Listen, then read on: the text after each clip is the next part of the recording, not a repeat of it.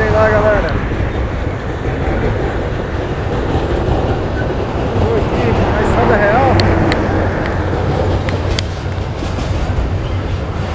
Olha como é que é grande o trem.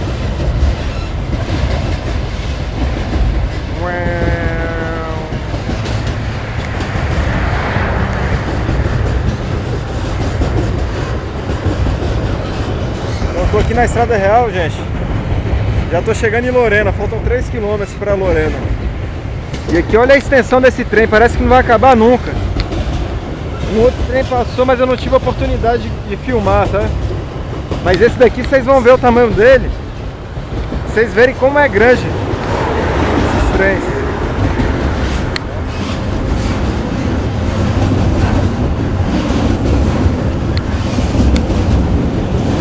Não acaba.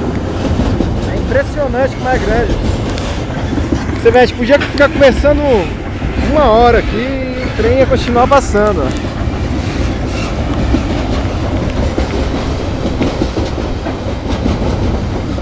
Agora vai acabar.